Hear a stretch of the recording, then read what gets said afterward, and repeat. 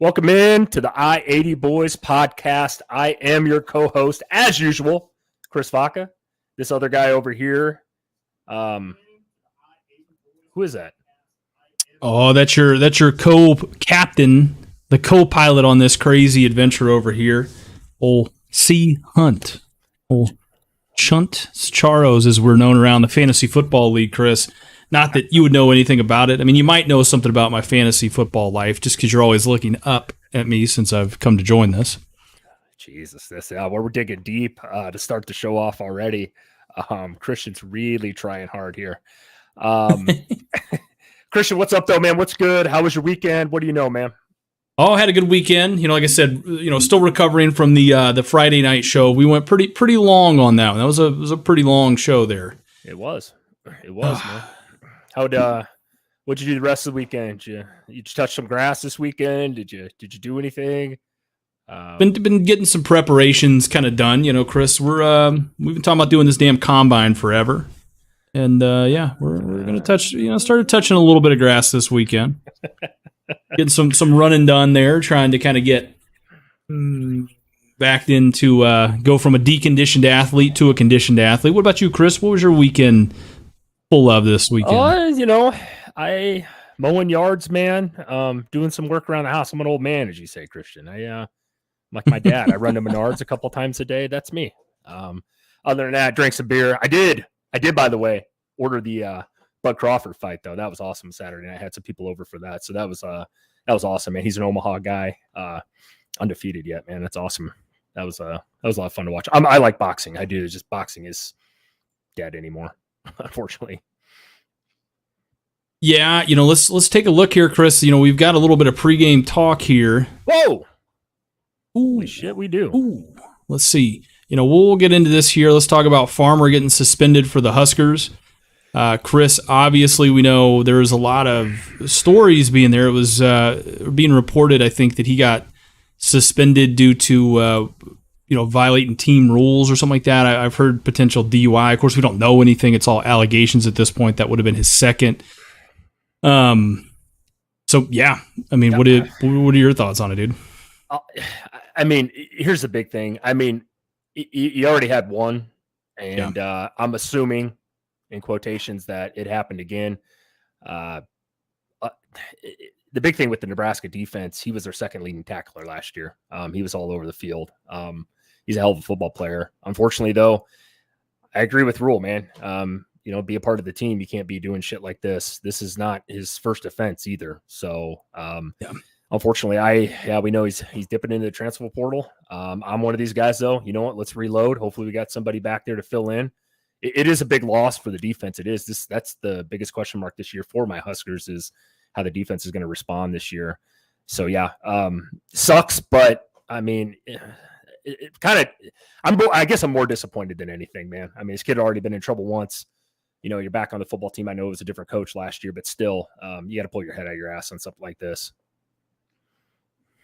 Yeah, absolutely. I mean, Chris, you kind of touched on it. Again, depending on the program, depending on what kind of player, you are. I mean, sometimes they may let stuff like this slide, right? We're not condoning that around here. Right. I think the other thing with this, too, is there was obviously a couple of things that we were kind of talking about with this, Chris, where I don't know if it was guaranteed he was going to be a starter this year. I think Marquez Buford, I think, was kind of going to step into that role. I know he was, obviously we were talking about Farmer being the second leading tackler from last year, but still, just really quick, just touching on it. I think it's a loss nonetheless for this defense, but I think it'll be okay. Where is the donation button? Please add the option so I can toss over some money. So again, like we talked about, we can't really add a donation button.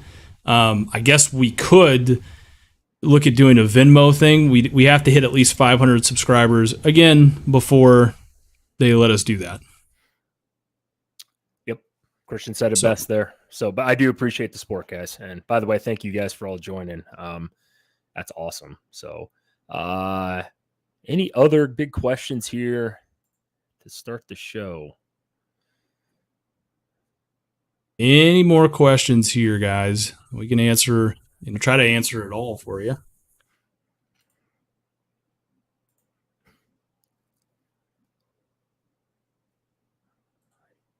I don't have Bitcoin. Yeah, I mean, I'm an old man, dude. I'm pretty simple. I'm lucky I got a cell phone. yeah, I don't really get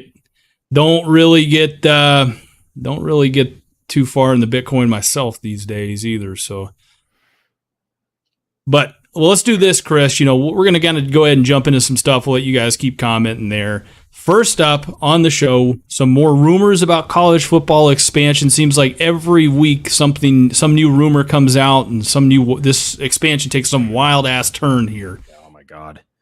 So the Big Ten right now, they're looking to add Washington, Oregon, FSU, and Clemson. Chris, what are your thoughts on that?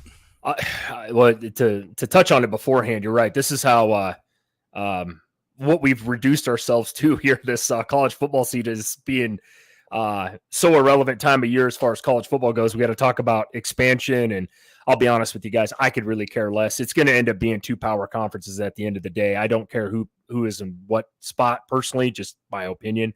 But Big Ten, yeah, Washington, Oregon, they're the 2 biggest names left over there in the Pac-12 by far. You guys got to remember, this doesn't just entail football. It's all sports, volleyball. They kick ass over there. Their basketball programs are pretty legit as well. So, yeah, is it good for the Big Ten? Sure. Florida State, Clemson. I'm still I read a lot on this the last couple of days. Christian, I want to hear your thoughts on especially those 2 ACC teams there. I thought they signed a clause a couple years ago that they couldn't leave the ACC so people would quit doing this. Am I wrong, or educate me, if you will? From what I've been seeing on this and the research I've dug up is technically they're free to leave whenever they want. Now, there's been some numbers that have been thrown around, in regards to Clemson and Florida State, because there's a buyout they'd have to come up with. I think it's some people are reporting like $120 million. Some people are reporting like they would have to pay $30 million a year for 10 years. It's this weird shit that we live in where it's a bunch of like Twitter trolls mixed with like people that know what's going on. Then there's a whole other side of it where there's the grant of rights, which is the individual money that schools can make from TV deals. But the ACC, they all pretty much waive that, and that all gets put back to the conference. So technically speaking, the way it should work is, if Florida State or Clemson were to dip out of this TV deal, which they were super excited to sign this when they did this, what was this back in like 2016, 2018, something like that. They were really super excited about it, but now they start seeing these SEC schools and these Big Ten schools making $60 million a year, and they want to get a piece of that. The only problem is, they're so jammed up and trying to have to do this. I just don't see why this would make sense for them.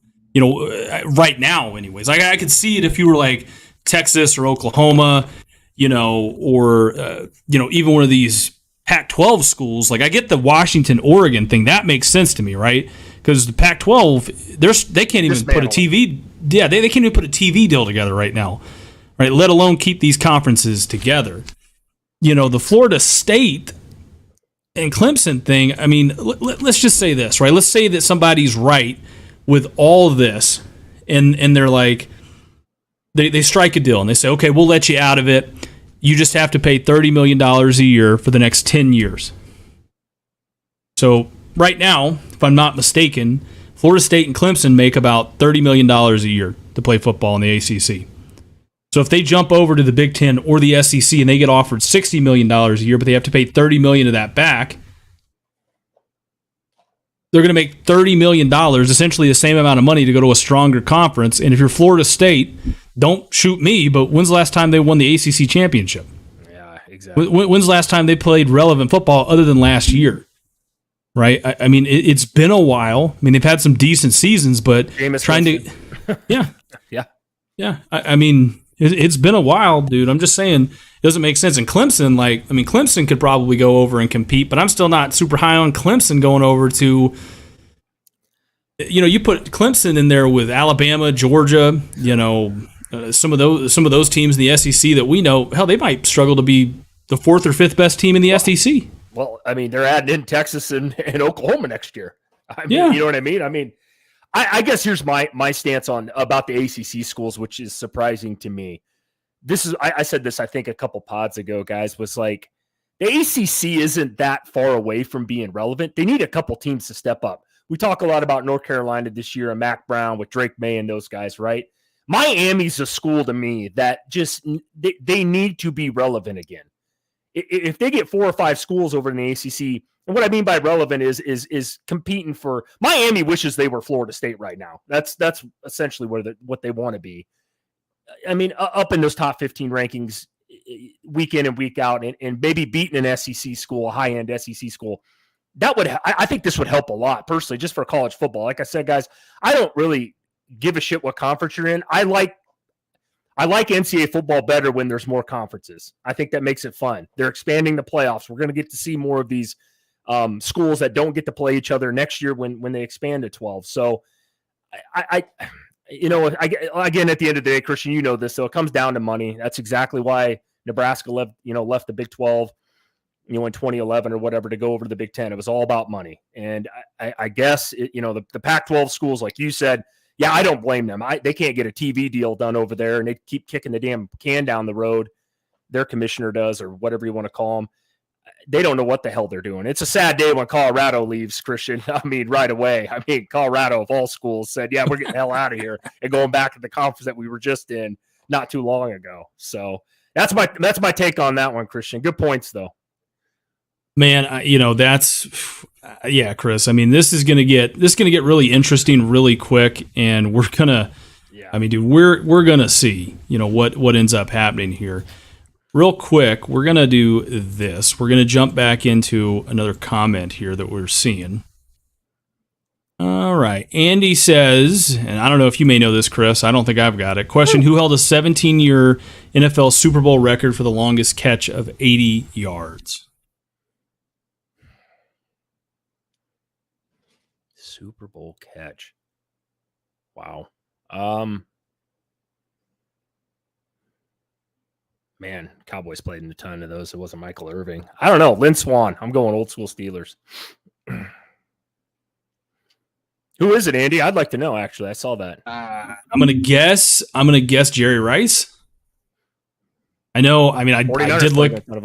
Yeah, I think if not him, then I kind of looked it up. I can't really find. It's not a big stat I can find off the top of my head, but maybe Muhsin Muhammad. I was going to say it's probably one of those, I don't know. Jerry Rice. You got to drop it in the chat, man. Kenny King. Really, I don't know who the hell he played for. I'm assuming, did he play at Nebraska or something? Kenny King guy? If he did, man, this must be old school. Old school. Interesting. I'm glad you dropped that in there. Now I'm gonna use this someday. Learn something new today. Huh. Yeah, I don't have no clue who he is. Actually, now I gotta Google it. I think he played for the Raiders, it says. That was a little before my time there. Yeah, he played University of Oklahoma. Yeah, 66 years old, man. That's way before my time, man. Yeah, Chris is old as shit, man, but I don't think he knows. He got some of that old Alzheimer's there, man. Yeah. Well, I do have some of that too, 100%. Well, we did learn something today. That is right. All right. Let's take a look here, Chris. Yes, sir. Little hot take action. Woo. Hot take: Arkansas will be better than LSU this year, Chris. The answer is no. But I got to play the other side of the fence here a little bit because I know where your stance is, Christian. You are very high on LSU this year, which I think most of the country is. I will say this about Arkansas, though. I don't want people to sleep on them. I really don't. KJ Jefferson, Raheem Sanders, dude, probably I would say the best quarterback running back duo in the SEC. I would also probably put them. They might be tops in the country, man. These two guys, if you guys haven't watched Arkansas, they don't get near enough love, but they're pretty good football program there, especially on the offensive side of the ball. Defense is going to be a problem. Here's my other problem, though, with this statement and this problem or this overall talk on this one is that Arkansas plays a brutal schedule. So does LSU. Arkansas's got LSU, A&M, Ole Miss, Bama, Auburn, and they got damn near 4 of those like right in a row. That's tough. I don't care. And this is the SEC we're talking about, Christian. We talk about all the time. Definitely 100% the best conference in America. The only way I can see LSU not being better or not having a better record is they're going to have to shit the bed this year. I mean, I don't know if Jalen Daniels has got to get hurt week 1, and I don't wish that LSU fans at all. I like the kid. He's a stud. And they would have to lose 3 or 4 games. And Arkansas would have to probably overachieve a little bit. I mean, I have Arkansas going 8-4 this year, which I think is pretty good. Based on their schedule and what they got going on. The other side of the ball, like I said earlier, for Arkansas, they're going to have to play some defense, Christian. They ranked pretty piss poor last year on the defensive side of the ball. Yeah. LSU, obviously, I'm high on. I have LSU winning 11 games this year. I think their only loss is to Florida State this year, and I know my Florida State Fear the Spear, fans are all pumped up right now, and you LSU fans, Christian, I know you're a closet LSU fan down there. Their LSU's gonna be awesome this year. That's a tough one. I just think Arkansas is very, very slept on this year, though. They could do some things. I like I said, overall, no, they're not going to be better than LSU this year. I'll leave it at that. I mean, I just wanted to rattle off a little bit about Arkansas because I think they're slept on a lot. Yeah, you're absolutely right. I just realized something, and we'll get back to this here in a second. But I want to finish this up here, Chris. Absolutely not. Okay, absolutely not. There is no way Arkansas is going to be better than LSU. I think Arkansas, they're a good team. I like Sam Pittman. You touched on it a little bit with KJ Jefferson, Raheem Sanders. But Chris, LSU gets back more production than anybody else in the SEC. Almost anybody else. Other than Florida State. Other than Florida State in the country, man. I mean, LSU's in a much better spot this year, right? As Arkansas, they're going to have to figure out who's going to step up for them on defense, right? They ranked 124th last year in total defense, and the best parts of their defense last year are gone. Right. Dude. So, I mean, and I know it's kind of tough to say that. Like, they could get better for sure, but what else are they really going to do this year, right? I just feel LSU is more of a complete team. Also, Arkansas doesn't really have as much explosive receiving threats that LSU might have.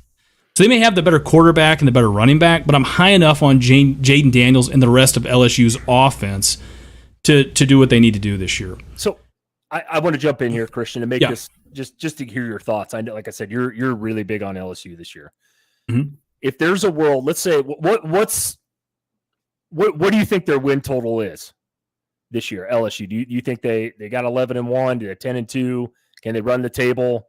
What are your kind of thoughts? I know you're really high on them. I'm assuming you got them competing for probably an SEC title, I would assume.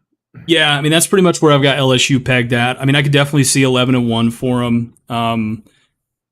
Do I think they're going to do some crazy shit like, that 2019 LSU team? No. But I think they can be good enough to compete for the West and possibly put themselves in a position to match up against Georgia or Tennessee or God only knows who else in that other side of the division over there this year, and possibly, make it to the playoffs. Okay, what's the least amount of wins you see them having then? Can you see them having a 9-3 season? Just remember, they do play Florida State. They do have to play Arkansas, Ole Miss, Bama, and I think they got A&M, if I'm not mistaken. Those are one of the more tougher teams they have. I mean, I could possibly put them at like an 8-win season. To me, unless if they keep all the quintessential pieces healthy at the right time, I really think the floor for them is like a 9-win season. I think it's really tough. I mean, you go back and you look at Brian Kelly. I mean, that guy, even at Notre Dame, right? I mean, he rarely lost, more than 9, or he rarely didn't win 9 games in a season. So, yeah, I think they'll do all right this year. Like we said, I mean, the biggest thing for me is they have Arkansas, and we're talking about this Arkansas LSU thing, how this kind of translates. Arkansas has an easier schedule, but LSU is the better team. And I think they're going to take advantage of what should be a more winnable SEC West this year, kind of like we were talking about. And lastly, dude, I mean, most from a coaching standpoint, Chris, most of the greatest progression that we see for these teams is in year 2 by the coach. You got to remember, last year was his first year at LSU. Right. But I think there's some big things for Brian Kelly and the Tigers this year. Just in general, I think Arkansas will be good. I just don't. I see it really hard for them to win the SEC West this year. Oh yeah, no, I do too, and I agree with you. I was just trying to play a little devil's advocate here and make a case for Arkansas a little bit. I just think they're kind of slept on. It wouldn't surprise me if they go 8-4 this year, though, in the SEC, which I think is a really good year for an Arkansas team. I really do, especially the SEC. They're loaded. So, I guess we'll move on with that, Christian. I like it. It was a good take, though. I'm with you though. LSU, I'm just too high on them this year. I think everybody is. I mean, if they go 9-3 this year, you're gonna. I mean, LSU fans are gonna be pretty pissed off, especially after the year they had last year. So. Nope, absolutely agree with you, Chris. Real quick, before we jump on, I realized something in part of that question and why it was asked. Why they wanted to know who had the longest touchdown reception in Super Bowl history. And won't say anything, won't give anything away, but I see you. There you go. Thank you so much, Mr. King. All right. So we're gonna kind of move right on here. We'll do some more homework, by the way, before the next show. Not that we're gonna put it on blast. I know you don't want anybody to know who you are. That's all good, but I want to know because now I'm curious. That's pretty cool. All right, Chris. Let's jump into USC, a little bit of USC football here. We're going to preview them. Chris, what do you think about the Trojans? Okay. We know Lincoln Riley. This is second year. Seems like he's been there longer than that just because the guy's been so goddamn successful everywhere he's been. We all remember his times at Oklahoma. Big thing here. Last year, I'll rattle off last year's stats. Finished 11-3, 8-1 in conference. Finished 12th in the AP poll last year with that loss to Tulane, which was very disappointing. I believe it was the Cotton Bowl, Christian. They averaged 41.1 points per game, Christian. It don't get much better than that. Put them third in the country last year. Here's the problem. Gave up 29.2, though. 94th out of 132 teams last year. I've been talking about this a lot with Lincoln Riley teams. They don't know how to play defense for some reason. Strength of schedule was 16th last year, which actually surprised me when I saw the stat. And we all know they lost to Tulane last year in the Cotton Bowl, which was kind of disappointing when you got Caleb Williams, Heisman Trophy winner. He is back this year. Christian, I'm going to kick it over to you for a little more deep dive on the offensive stats here. Yeah. But I got a few things to say about Lincoln Riley. I'm sure we're going to touch on him here quickly. By the way, hi, Kyler Peterson. Nice to see you back. Good to see you in the chat, buddy. Yeah, Chris, like you were saying, I mean, he's coming off of a pretty damn good first year at USC. I mean, they went 11-3 last year. Chris, did you know this? I'm going to give you a stat here. I don't know if you knew this or not. Yeah. Hopefully you did. In 7 seasons as a head coach, this is only the second time that Lincoln Riley returns as starting quarterback. Surprising, but then you think about who his quarterbacks were. You know what I mean? What do you have? Baker Mayfield, Kyler Murray, Jalen Hurts. I mean, those guys all turned out to be awesome. They're awesome, great college quarterbacks. Obviously, I'm not going to talk about Baker too much here. This is an NFL show, but right. Yeah, here we are. I mean, Chris, look, we know what Caleb Williams can do and what he can do when he's at his best. Last year, obviously, he won the Heisman, and he can be elite, dude, provided he gets on the same page as some of this newly added talent. Now, gone are leading rushers Travis Dye and leading receiver Jordan Addison last year, but they do bring back Austin Jones, who put up 900 yards and 6 touchdowns last year, as well as South Carolina transfer Marshawn Lloyd, who had 700 yards and 11 touchdowns last year. I think the running game is going to be better this year. They're going to do some really good things. They're going to have some depth there. The receivers we touched on, losing a guy like Jordan Addison, obviously a first-round wide receiver. He was one of the best wide receivers in all of college football for the better part of the last 2 years. I mean, so that's tough when you kind of lose that. But they do get back Dorian Singer and they bring in Dorian Singer and Taj Washington, who collectively last year had 1,800 yards and 12 touchdowns between the two of them. Offensive line, I would say, is probably going to be the biggest question mark. the biggest question mark there, but they should be okay. They got some guys that could probably start, in the Pac-12 and start for them this year. To me, and you touched on it, Chris, the defense. Now, kind of talk to me a little more about the defense. What do you think about them? That's the big thing. They got a weird stat, Christian. I believe it. They led the country last year in turnover margin, which is crazy. Yeah. But you had 8th worst, yards per play though, out of the whole nation. Like, isn't that a weird? You think most of the time, everybody that's ever played football knows that. Oh, if you can get turnovers, right? I mean, anybody who wins a turnover battle in a game usually wins, right? Not the case for USC last year. Not that they didn't win games, guys. It's just their defense was giving up 30 points a game, though. That's crazy to me. And that's the question mark this year. And this is where I'm bringing back with Lincoln Riley. And this is where I'm going back to. I know you want to touch on the defense. This is where I drop in Lincoln Riley. He's a crazy great offensive mind. The NFL has wanted him for years, right? We've known this because he's just a quarterback whisperer. This guy can amazing on the offensive side of the ball. But I really wonder, can you? And you don't have to necessarily coach up the defense, but are you bringing anybody in to coach up the defense? He's 1-4 in bowl games, though. That's the other thing, and it fell on their defense last year. I'm not saying Tulane is a bad football team. They bring back Pratt this year. Tulane's going to be really good again. But you gave up like 43 points in a game. I remember watching that game, and I'm thinking USC is going to run away with this one. Just too much talent. Well, their offense the offense did what it was supposed to. You can't be giving up 40 points a game. We saw it. Same thing with Oklahoma when he was there too.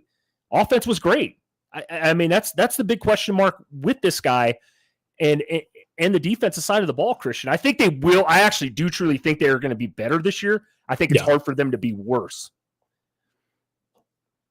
I agree. I mean, unless they slip back to like 100 and something, on defense. But Chris, I think they're going to be better on defense this year just because of, their projected, their projected front seven is loaded. I mean, let's take a look at this here, dude. This defense is going to be completely different. They only are getting back one starter from last year on that front seven. The defense is going to be led by 5-star defensive tackle and UGA transfer Big Bear Alexander, who's going to make his presence known. I mean, this kid is a true freshman last year, came in, and he played. To add to this, to interrupt you here, if you guys haven't watched this kid play, dude, to start on a Georgia defense as a freshman in the SEC, unbelievable. That's and Georgia is loaded on defense. That's how good that kid is. That's amazing. It actually surprises me he transferred, to be honest. It kind of, it doesn't really me, just because if you go back and look at it, I mean, he transferred high schools like 3 times. So, I mean, that's just the age. That's just the age we're in, right? I mean, it's kind of one of those things where kids will go somewhere with the full intentions of not staying 4 years. They know, hey, we've talked about it, the whole Raiola thing, right? I mean, it's kind of prevalent to this. He committed to Georgia. He'll probably end up at Georgia for a year or two and then transfer to, Nebraska or USC or God only knows where. So we'll end up seeing. But, they also bring in Texas A&M transfer defensive end Anthony Lucas, who was part of that best recruiting class of all time for Jimbo Fisher and the Aggies back in, was that 2021, if I'm not mistaken? Yep. Yeah. And so, or no, maybe, I think it was 2022. That's right. He was a four-star player. I mean, he played a little bit last year. So, again, this is a very young, very talented front seven. Linebackers are going to be led by Oklahoma State transfer Mason Cobb, who put up 96 tackles last year. And also they bring back Eric Gentry, who is going to hold things down at the will linebacker spot as well. Everything I've seen on this Will Gentry kid, they call him a unicorn. They say he's going to be pretty good.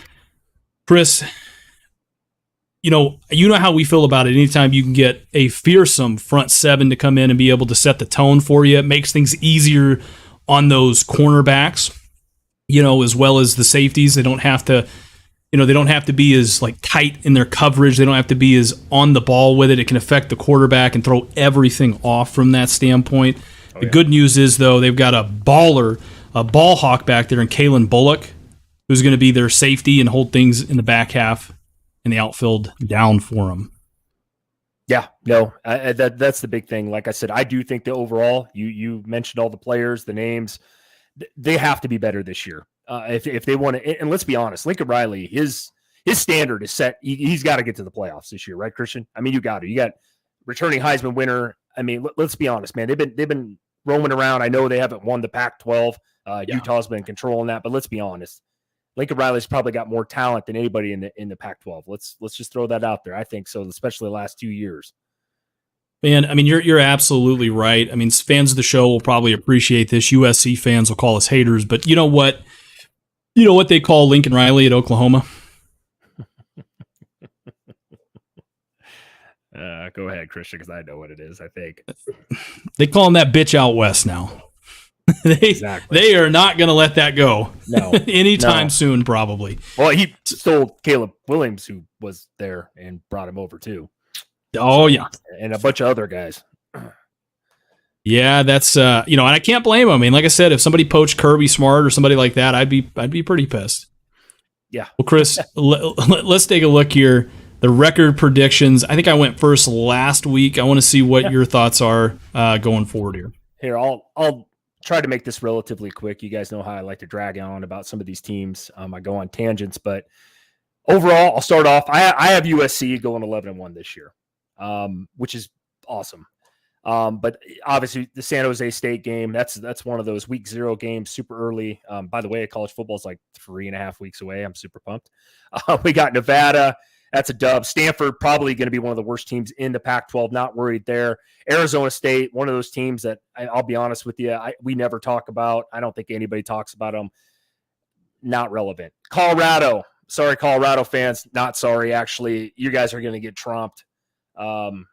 Skull drug, if I will, across the football field in that game against USC. Talent level on USC is bar none over here. Arizona, not worried about them either. Notre Dame will be an interesting game. Notre Dame has kind of a tough schedule. I think they got like Clemson, Ohio State, and USC this year. And I don't think Notre Dame's going to be bad. We don't talk about them a ton, but I think USC is just still the better team, even though that's played in South Bend this year. Utah, this is a game right here that I don't know what it is if it's just Utah in general, but they just own USC. I mean, they for some reason.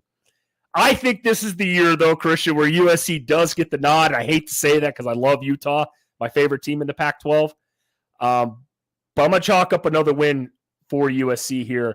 Cal, not overly worried about Cal. I don't even remember the last time I've watched them play football. Washington, very tough game. Washington, I'm relatively high on this year as well. I don't got Daniel in the chat to tell me how great Washington is, but we know that they're going to be pretty damn good this year. I either have them, and this is where I'm going to wrap this up, guys, is either a loss at Oregon, which is what I have penciled on my sheet over here, but I think it could be Oregon or Washington. UCLA is going to be a tough game. It always is, kind of a rivalry game between those two schools. UCLA, who we talked about last week, I believe it was, I have them going 8-4. So tough end of the year schedule right there with those three teams, in my opinion. I think USC loses one of those, and I think they end up 11-1. Obviously playing in the Pac-12 title game. Christian, tell me where I'm wrong. Tell me where I'm right. Tell me I'm an idiot. I mean, I can't disagree with you, Chris. I mean, looking at this schedule, the good news for USC is they have a shit ton of transfers on this roster, right? I mean, just across the board, they kind of bring in a bunch of transfers, both sides of the ball. Here is where I look at this. It's backloaded, so they really don't play anybody for like until October 14th. Yeah.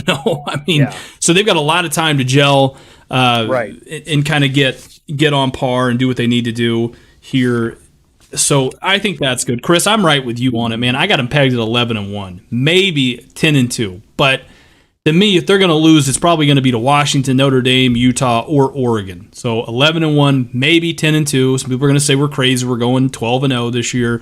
Listen, don't forget you got Lincoln Riley as a head coach. All right, and let's just be honest. Lincoln Riley-led teams always figure out a way every single year to lose at least one game in the regular season. Yes, they do. Bar none. I mean, bar none, dude. He always does. He's not a bad coach. I mean, he's probably had one of the best, first 6-7 years, other than not winning a national championship, in college football that you could have. I mean, for me, Chris, the bang for my buck, I think they'll be a playoff team this year, but I think that they might have at least one loss on this record. Christian, I gotta throw this in for my favorite fan base in the world, the Ohio State man. Who does Lincoln Riley remind you of as a head coach that's currently coaching in college football? You know where I'm going with this. I mean, he kind of reminds me a little bit of Ryan Day. I think the biggest difference, Ryan Day's at least won one playoff game. Yeah, exactly.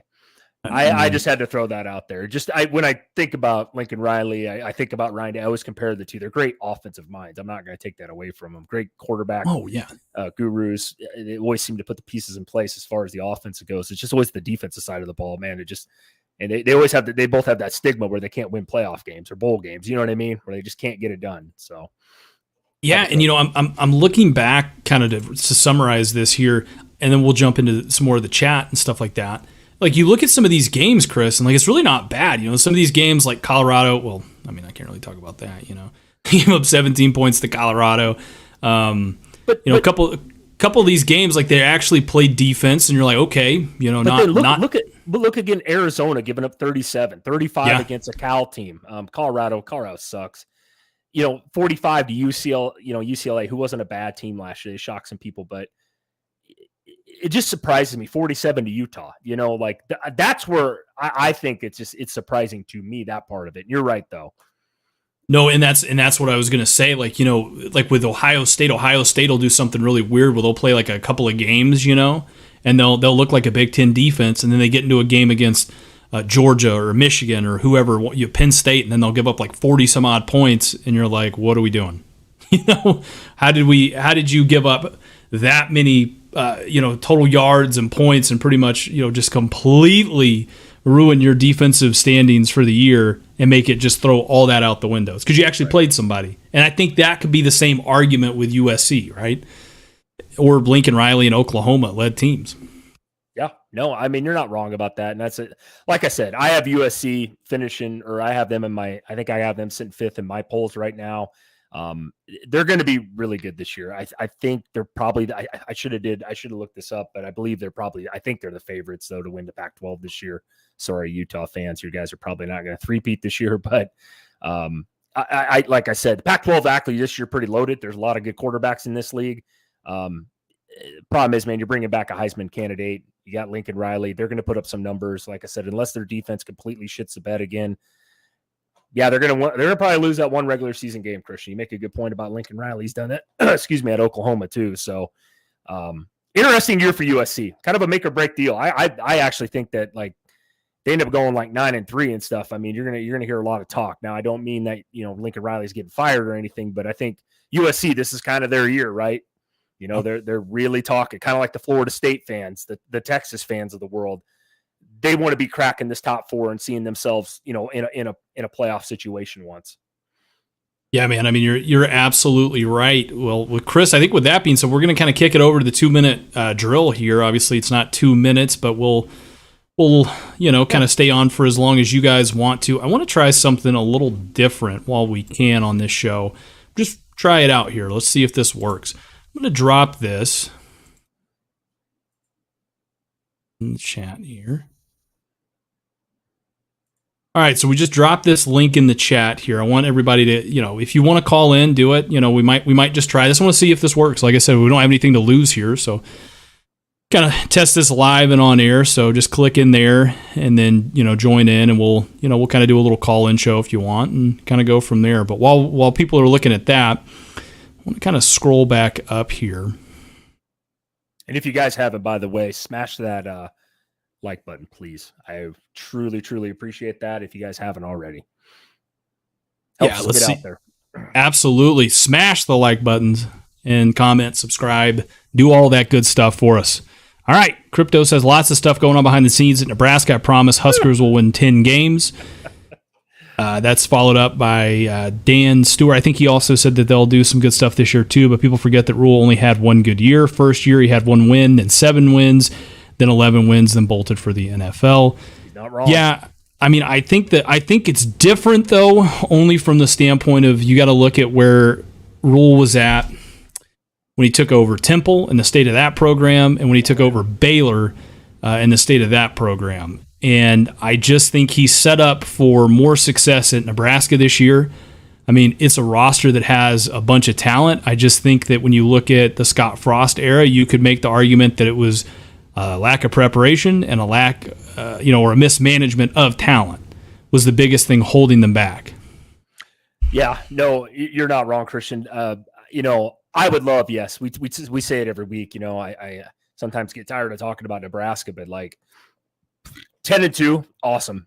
I have them pegged at 8-4, which I'm really stretching there. I think, especially with Nebraska and just the history and what we need to do on the defensive side of the ball, guys. I mean, I'll take 6-6 this year. I keep saying that. This game out of the gate against Minnesota is crucial for us. This is at Minnesota. Vegas has got them pegged at, I think we're 7-point dogs yet, last I looked. So starting the season off, new quarterback, lost some receivers last year. We do have a lot of talent.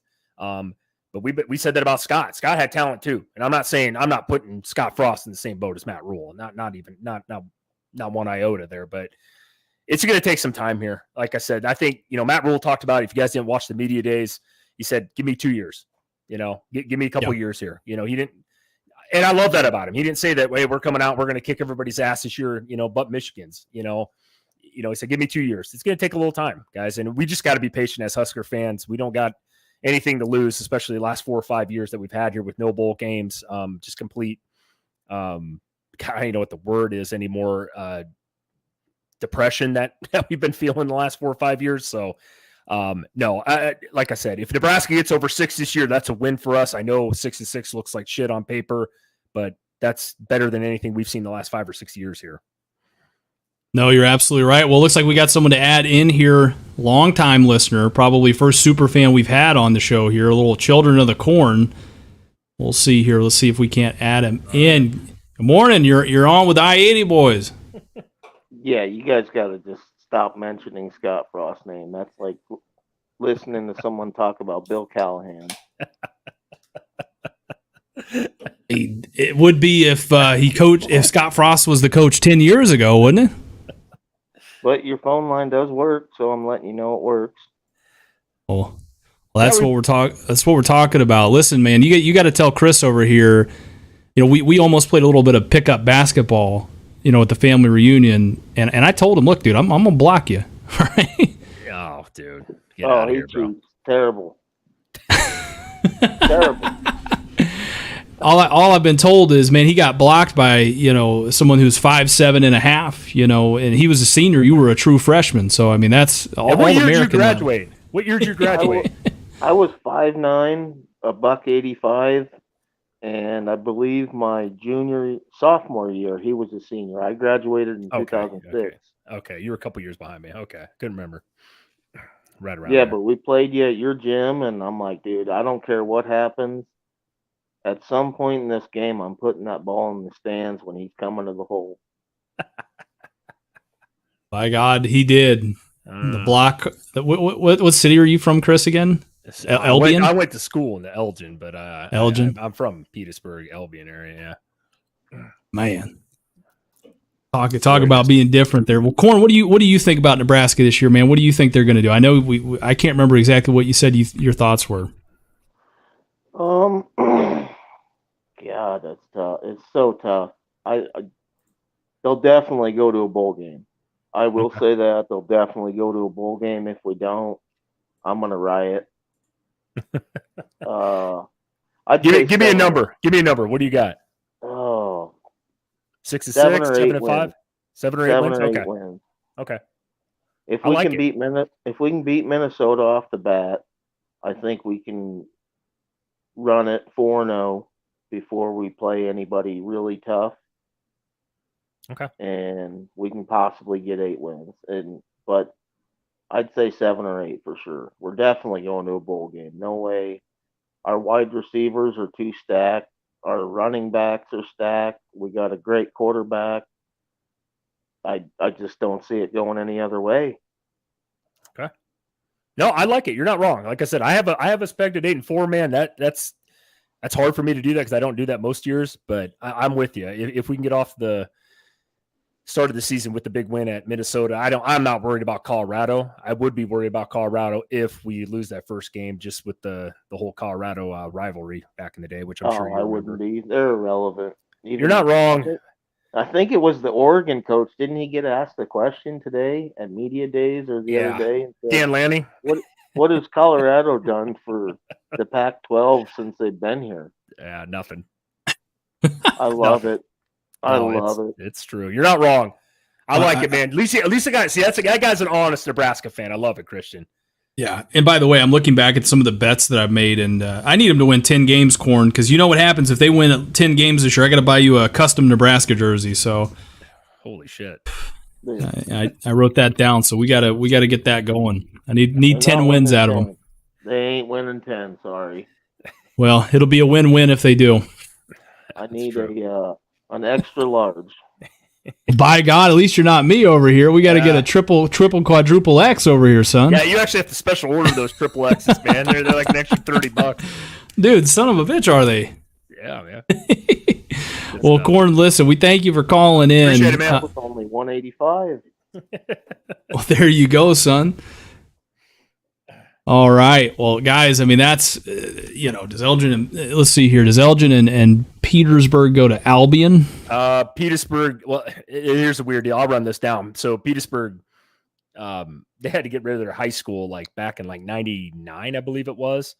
And so you split. Petersburg sits between Albion and Elgin. Elgin has a public school and a private school. So Albion's bigger. They were like 2,000 people, so they were class C2, I think, or C1, C2, and you either had to make that choice. Either you go to Albion once you get it, after junior high, or you go to Elgin. I mean, you could probably go somewhere else, but you'd have to go a lot further as far as travel. So, yeah, there's a slew of kids, dude, just from that whole little area there. Kind of crazy. So, unfortunately, my dad went to Petersburg High, but that was back in the 70s, and then my mom went to Elgin, Pope John, which was the private school. So. Well, man, Chris, I think this is going to kind of do it. The Wednesday shows are always kind of the quick hitters of this. We do know now how to do the call-in show, so I think we'll keep it rolling. Cool. We're going, it's always good to try some new stuff here. So, well, Chris, I think we're going to be back on Friday. We'll talk a little bit of Texas football.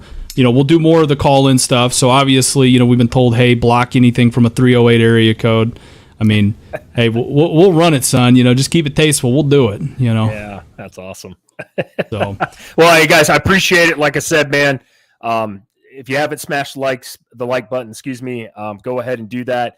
We're going to get this posted over to YouTube as well. Like I said, if you guys got any more comments, drop them in there, man. We'll be willing to answer anything other than Christian's weight going forward on the next show. So don't worry. Don't worry, or Chris's age. But guys, I think this is going to do it for us. The I-80 boys are signing out, and we'll see you back on Friday. See you guys.